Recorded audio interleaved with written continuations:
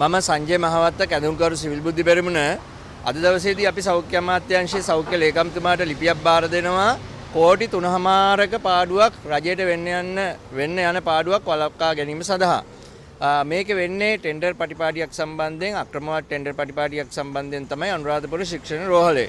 අනුරාධපුර ශික්ෂණ රෝහලේ ඒ අපද්‍රව්‍ය කිලෝග්‍රෑම් 6,50,000ක් පමණ එකතු වෙලා තියෙනවා. මේ ටික බැහැර කිරීම සඳහා ටෙන්ඩර් එකක් කැඳවනවා 20යි 26යි 4යි 8 වෙනි දින.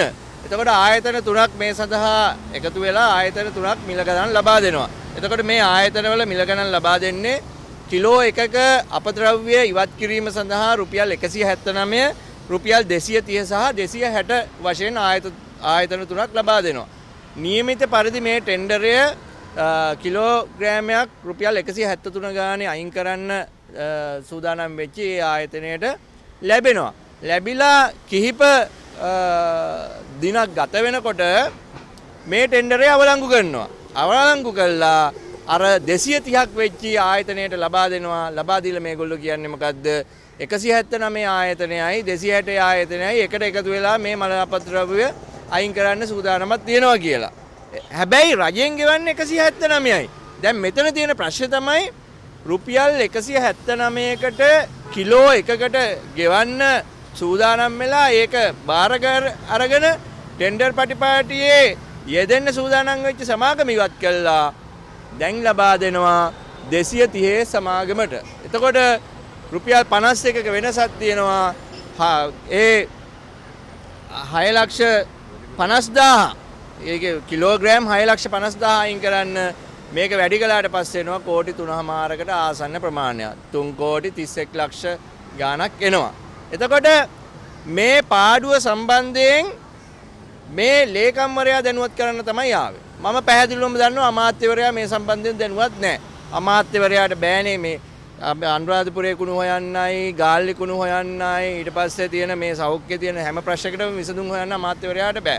හැබැයි අද දවසේදී අපි අමාත්‍යවරයා දැනුවත් කරනවා මේ අවස්ථාව වන විට කෝටි 3.5කට අධික මුදලක් දැන් නැති වෙන්න යනවා රජයට. එහෙම නැත්නම් මේ ටෙන්ඩරේට වැඩිපුර ගෙවන්න හදනවා.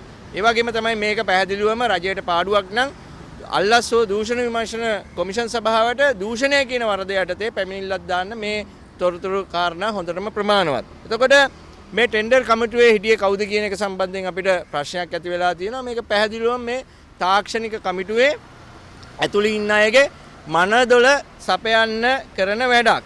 ඒ වගේම තමයි අපි ගාව තියෙනවා ඡායාරූප දෙකක්.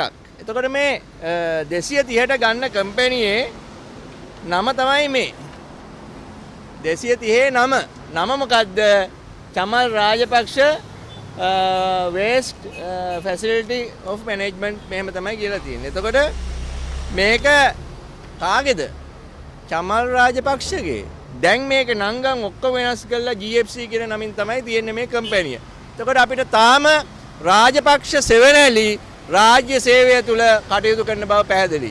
ඒගොල්ලෝ හොඳටම අතේ අටින් ගෙවනවා කියන එකත් දැන් පැහැදිලි වෙලා තියෙනවා. මොකද මොන යක්ෂයා ආවත් මොන කම්පැනි ආවත් මොන තරම් අඩු මිලට ටෙන්ඩර් දුන්නත් මේක අවසානයේ රාජපක්ෂ සමාගමකට තමයි යන්නේ. මොකද හැමෝම මේ රාජ්‍ය නිලධාරීන් දැන් පුරුදු වෙලා තියෙනවා අල්ලස් ගන්න. මේක අපේ එහෙම කරන්න බෑ. මේ ආණ්ඩුව වලින් එහෙම වෙන්නේ නැහැ. අපි ඒ සම්බන්ධයෙන් තමයි දැනුවත් කළේ. මම හිතන්නේ ජනාධිපතිතුමාවත් දැනුවත් කරනවා ඉතා ඉක්මනින්. ලේකම්තුමා දැන් දැනුවත් නීත්‍යානුකූලව දැනුවත් වෙලා තියෙනවා. ලේකම්තුමාට හැකියාව තියෙනවා දැන් මේ ටෙන්ඩර් එක කැන්සල් කරලා රජයට වෙන්න යන කෝටි 3.5ක ආසන්න පාඩුව නවත්තන්න. ඉතින් අපි කරුණාකරලා ඉල්ලා සිටිනවා මේ සම්බන්ධයෙන් දැනුවත් වෙලා ඉතා ඉක්මනින් ක්‍රියාමාර්ග ගන්න කියලා. ලිඛිතව අපි අද දවසේදී ඉල්ලීම කරනවා.